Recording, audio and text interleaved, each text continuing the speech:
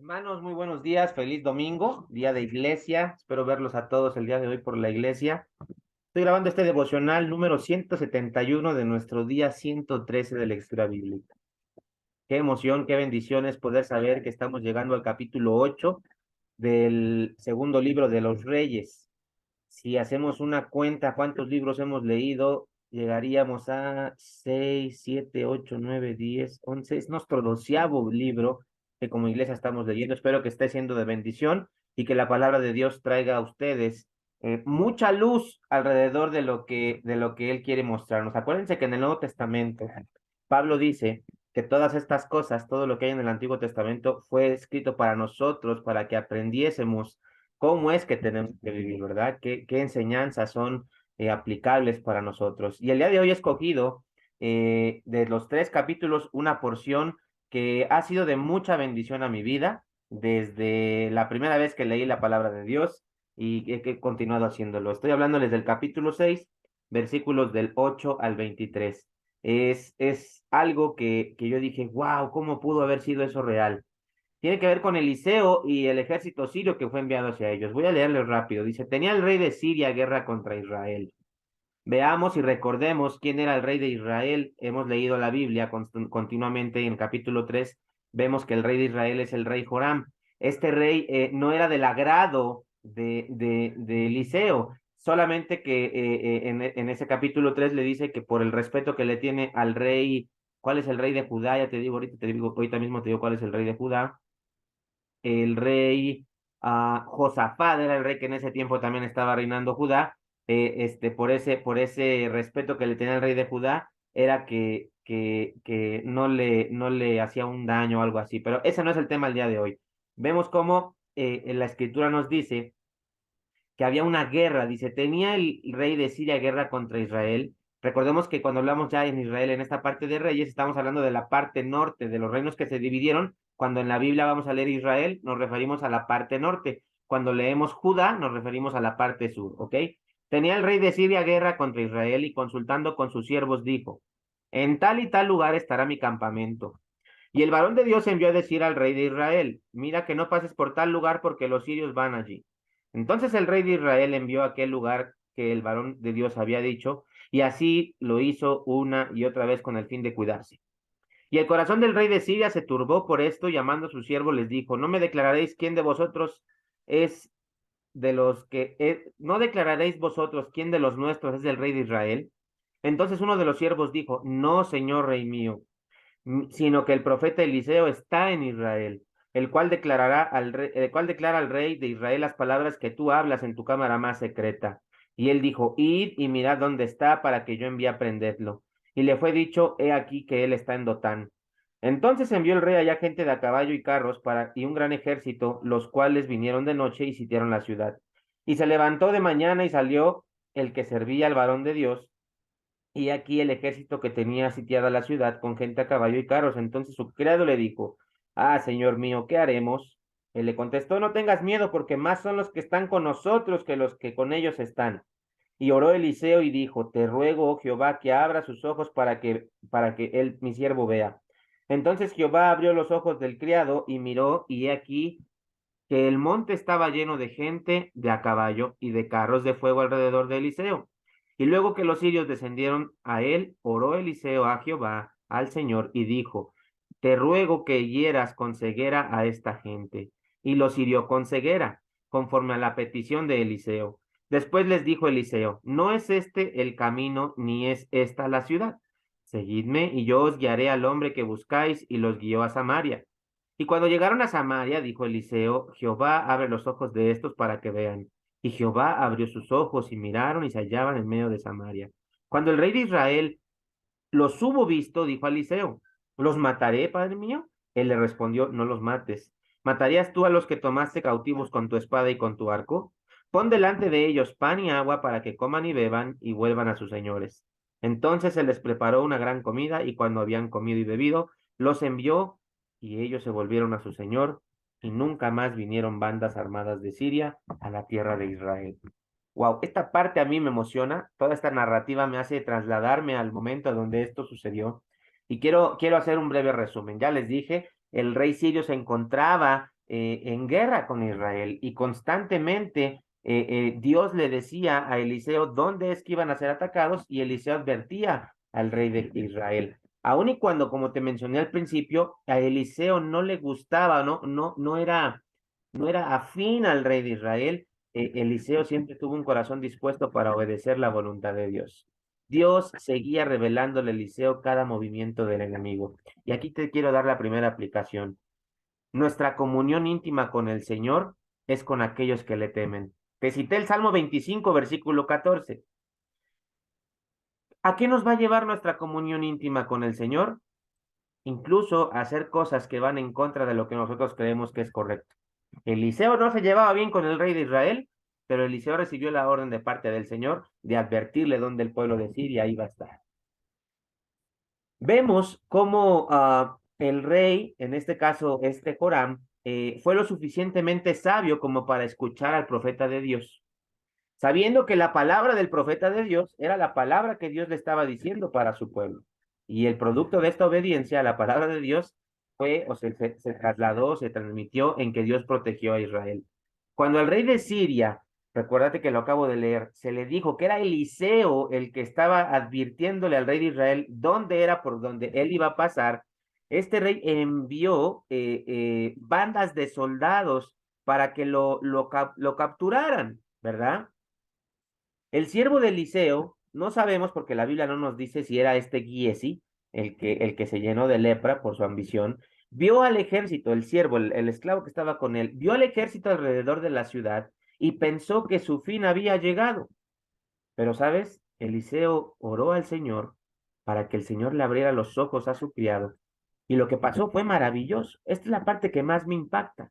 Dice la escritura que el criado pudo ver las huestes de ángeles listos para proteger a Eliseo y a él mismo.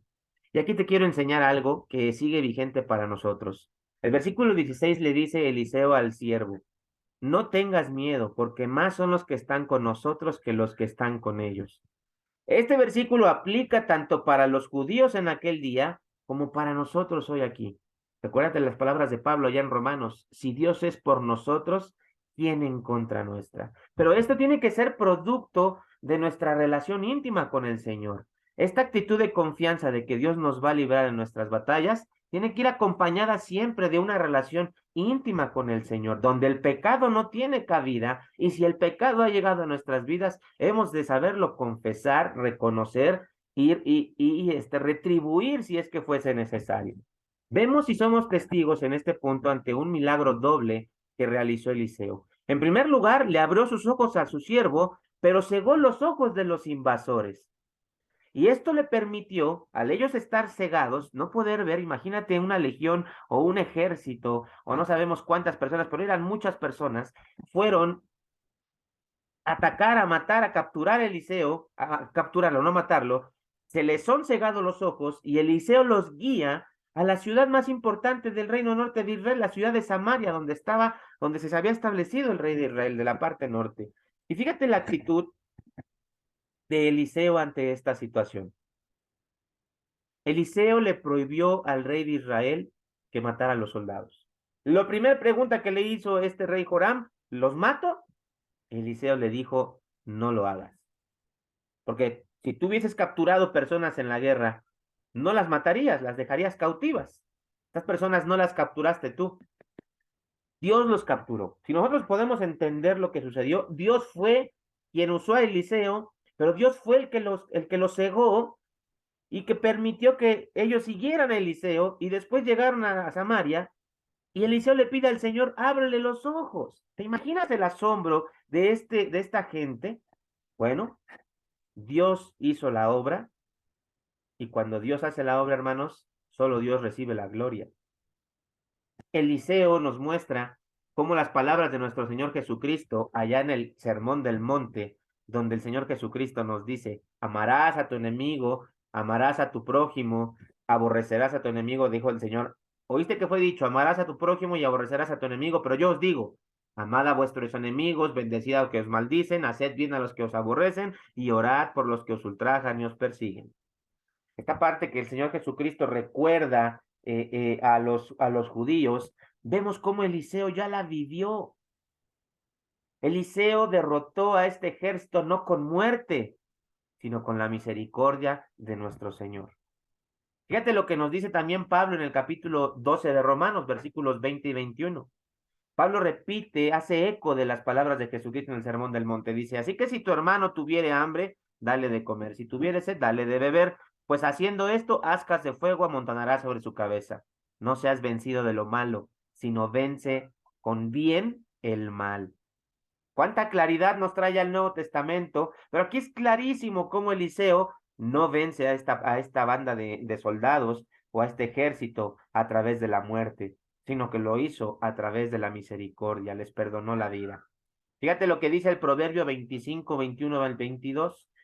Es un eco también de las palabras de Jesucristo, pero esto viene en el Antiguo Testamento. Dice, si el que te aborrece tuviere hambre, dale de comer pan. Y si tuviese sed, dale de beber agua, porque ascuas amontonará sobre su cabeza y Jehová te lo pagará. A partir de ese momento, vemos que sucedió algo maravilloso. Un milagro. Siria no volvió a enviar bandas de comandos secretos para atacar las aldeas de Israel, mientras Eliseo estuvo ahí con ellos en la parte norte del reino de Israel. El pueblo de Dios, hermanos, y esto aplica para nosotros, somos pueblo de Dios, somos hijos de Dios. Si el pueblo de Dios obedece su palabra, jamás tendremos la necesidad de temer al enemigo. Jamás. Primer requisito para gozar y disfrutar de esta protección de Dios, ser obedientes a su palabra, no obedientes a nuestros pensamientos, no obedientes a nuestras emociones, no obedientes a nuestro corazón perverso y pecaminoso, que nos puede hacer pensar que estamos haciendo lo correcto, pero nos estamos apartando de la palabra de Dios. Tenemos que ser fieles al Señor, tener comunión íntima con el Señor. Recordemos el Evangelio, hermanos. Cristo murió. ¿Por qué murió Cristo? Por nuestros pecados. Fue sepultado al tercer día resucitó. Yo quiero hacer énfasis en este primer elemento del Evangelio, que es básico, elemental. Si Cristo murió por nuestros pecados, ¿por qué nosotros seguimos coqueteando con ellos? ¿Por qué nosotros tenemos que seguir siendo permisivos con nuestros pecados? Eliseo nos evidencia que él gozaba de una comunión íntima con el Señor. Él no normalizó los pecados del rey Joram, él los condenó. Lo podemos escuchar o leer en el capítulo 3 del libro de Segunda de Reyes. Ya lo leímos en días pasados, pero Eliseo era obediente a la palabra de Dios. Y aunque no quería al rey Joram, él obedeció lo que Dios le dijo. Adviérteles que Siria va a estar por esta parte para que ellos no pasen por ahí. Esto es maravilloso, hermanos, porque en medio de un rey corrupto, de un rey que tenía ídolos, vemos cómo Dios se preocupa por su pueblo. Hermanos, hoy en día Dios se sigue preocupando por nosotros. Hoy en día Dios sigue teniendo huestes espirituales, ángeles alrededor nuestro, cuidándonos. Pero el más importante es su espíritu, es su presencia, habita en nosotros. El ángel de Jehová acampa alrededor de los que le temen. Hermanos, temamos a Dios. Amemos a quienes nos ofenden, amemos a quienes nos maldicen. Nunca, nunca normalicemos el pecado en nuestras vidas. Y si hay pecado en tu vida, el día de hoy te invito a que puedas confesarlo y te pongas a cuentas con Dios. Es una realidad, todos pecamos. Todos en algún momento de nuestras vidas el pecado puede ser influencia, incluso nos puede gobernar. Pero la diferencia entre una persona que ha sido salvada por el Señor y una que no ha sido salvada por el Señor es que Él nos ha redimido de nuestro pecado. Y tenemos la confianza que pudimos acudir a Él. Y si la voz que hemos escuchado últimamente en nuestras vidas no ha sido la de Dios, sino la nuestra, ese es un pecado del que te tienes que arrepentir. Hoy yo te animo a que puedas ponerte en comunión con Dios, hagas un alto en tu vida y te replantees la forma en la que estás llevando cada uno de tus pasos. Si en algún momento tus pasos están yendo al lado del Señor, al lado de la voluntad de Dios, fuera de la voluntad de Dios, es momento de que regreses al camino. Porque puedes estar haciendo cosas aparentemente buenas, pero muy lejos del Señor. Recordémonos que bueno solo es Él. Y Él nos ha dejado su palabra para saber cómo podemos abordar cada una de las situaciones en nuestras vidas. Hermanos, si vas a ver este devocional antes de ir al culto o lo vas a ver después, quiero decirles que Cristo murió por nosotros, por cada uno de nuestros pecados, y Él resucitó. Y eso es motivo de gozo, porque sabemos que Él pagó la deuda que tú y yo teníamos. No seamos más esclavos del pecado, sino vivamos en esa libertad porque Cristo nos ha hecho libres. Te quiero dar un fuerte abrazo y espero verte en el culto el día de hoy. Que Dios te bendiga.